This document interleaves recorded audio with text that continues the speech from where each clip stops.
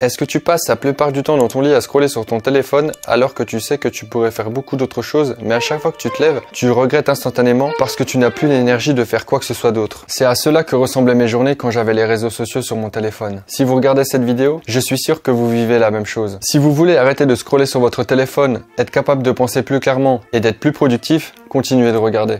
Dans cette vidéo, je vais partager les 5 étapes qui m'ont permis de guérir mon addiction au téléphone. La première étape a été de comprendre pourquoi j'étais complètement accro à mon téléphone. En comprenant pourquoi j'étais accro à mon téléphone, j'ai pu prendre des mesures et des nouvelles habitudes pour arrêter cette addiction. Les réseaux sociaux sont conçus pour que nous restons le plus longtemps possible sur la plateforme car ce sont des applications gratuites. Et quand une application est gratuite, c'est vous le produit. À chaque fois que vous scrollez, vous prenez un shoot de dopamine. Et au fil du temps, notre cerveau devient complètement surstimulé et nous perdons notre capacité d'attention et de concentration pour faire d'autres choses. Une étude a montré que nous passons environ 4 heures par jour, tous les jours, sur notre téléphone. Vous vous dites peut-être que 4 heures, c'est une moyenne, alors ce n'est pas beaucoup. Mais quand on fait le calcul et qu'on additionne les heures, cela devient vite évident. Que représente réellement 4 heures par jour passées sur notre téléphone? 4 heures chaque jour sur notre téléphone représente 1460 heures par an. Je sais que ce chiffre ne vous dit probablement rien, mais si on prend en compte que vous avez reçu votre premier téléphone à 13 ans et que vous vivez jusqu'à 80 ans, alors vous allez passer 11 ans et demi sur votre téléphone. 11 ans et demi,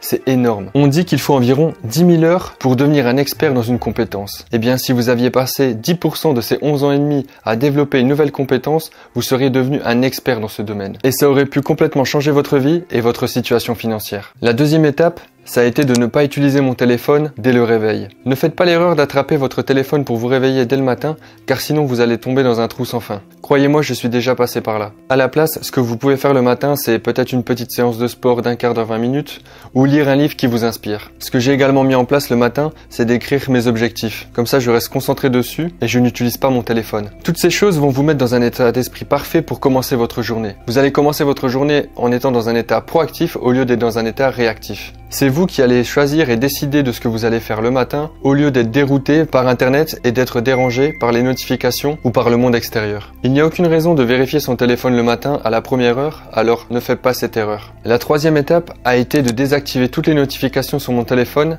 et d'activer le mode silencieux. Je sais que certains d'entre vous vont certainement en garder une ou deux, même si je recommande de ne pas le faire. Si vous voulez arrêter d'être addict à votre téléphone, vous devez au moins désactiver les notifications. Vous devez vous mettre dans un état d'esprit où c'est vous qui décidez quand est-ce que vous consultez votre téléphone et quand vous allez sur les applications. Vous ne devez pas laisser votre téléphone vous déranger. En fait, le mieux de tout, ce serait de laisser votre téléphone en ne pas déranger, même si vous n'avez presque pas de notifications. Le téléphone est là pour que vous l'utilisiez, et non pas pour que ce soit lui qui vous utilise, et encore moins que d'autres personnes s'immiscent dans notre journée. Imaginez que vous êtes tranquillement assis à table avec quelqu'un et qu'une autre personne s'assoit à votre table et s'interpose entre vous et la personne avec qui vous êtes et vous coupe la conversation. Vous trouverez ça très impoli, n'est-ce pas? Eh bien, c'est ce que vous laissez faire avec votre téléphone en laissant activer les notifications. Allez dans les paramètres de votre téléphone et désactivez toutes les notifications des applications qui n'ont aucune importance. Je pense à Instagram, TikTok, YouTube, Twitter et tous les autres réseaux sociaux. Je sais qu'en faisant ça, on peut ressentir un petit peu d'anxiété et se demander et si je rate quelque chose d'urgent ou s'il y a vraiment quelque chose de grave qui se produit, je ne serai pas au courant.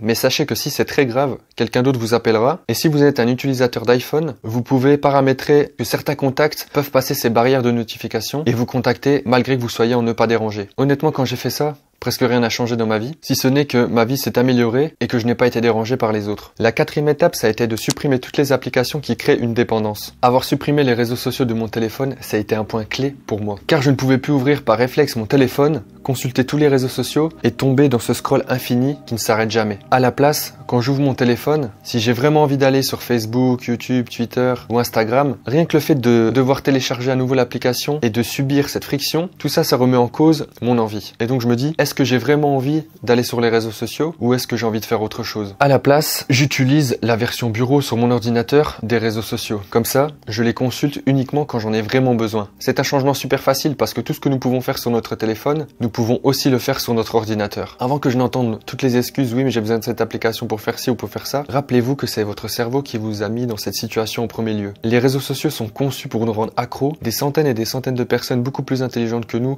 se sont regroupées pour créer des plateformes les plus plus addictif possible sans qu'on s'en rende compte. Alors si vous êtes ici et que vous ne voulez pas passer à l'action, soyez réaliste, vous avez conditionné votre cerveau pour recevoir de la gratification instantanée toute la journée et ça vous rend malheureux. Demandez-vous vraiment si vous pouvez garder quelque chose sur votre téléphone. Certaines personnes diront qu'elles ont vraiment besoin de parler à des amis ou de garder cette application pour garder contact avec certaines personnes, mais si cela vous empêche de faire des choses productives durant votre journée, vous devez faire un choix. La 5e étape, ça a été de trouver autre chose à faire que de scroller bêtement sur mon téléphone. Le moyen le plus facile pour arrêter d'être accro à son téléphone, c'est de trouver de nouvelles occupations qui nous le font oublier. Alors pour ça, lisez des livres, cuisinez, faites du sport, allez vous balader, rencontrez des amis, profitez de la vie. Il y a littéralement des centaines d'activités beaucoup plus amusantes que de rester sur son téléphone. De cette façon, en vous occupant autrement, vous n'avez même pas besoin d'utiliser votre téléphone et vous n'y penserez même pas. Vous apprécierez simplement de passer du temps avec vous-même et avec les autres. Et une dernière étape bonus, si vraiment vous n'arrivez pas à lâcher votre téléphone, allez dans les paramètres et enlevez les couleurs. Mettez-le en noir et blanc. De cette façon, scroller, aller sur les réseaux sociaux sera beaucoup moins attirant et vous allez vite vous ennuyer. Voilà donc les changements que j'ai apportés à mon téléphone et qui m'ont permis d'arrêter de me perdre dans le vide infini des réseaux sociaux. Sachez que ça n'a pas été facile et que ça sera pas très rapide. Ces changements et ces réglages vont vraiment vous sembler bizarres et ennuyeux au début, mais tenez-les. C'est grâce à toutes ces étapes que j'ai mis fin à mon addiction au téléphone et que j'ai pu reprogrammer mon cerveau cette année pour atteindre mes objectifs. J'espère vraiment que j'ai pu vous aider à trouver une façon de procéder pour que vous puissiez atteindre vos objectifs vous-même. Alors maintenant, c'est à votre tour. Agissez maintenant et lorsque vous aurez réussi, revenez sur cette vidéo et partagez dans les commentaires avec les autres la manière dont vous avez réussi, combien de temps ça vous a pris et si vous avez trouvé de nouvelles étapes ou de nouvelles techniques, partagez-les dans les commentaires parce que je serais ravi de voir si vous avez trouvé mieux et comment on peut tous s'améliorer. Vous allez peut-être trouver de meilleures façons de faire que moi, alors si c'est le cas, je souhaite que vous les partagiez. Si vous faites partie des quelques personnes qui ont activé ces paramètres, vous pouvez être fiers de vous car ça vous permettra de faire des progrès beaucoup plus rapidement dans toutes les choses que vous souhaitez atteindre.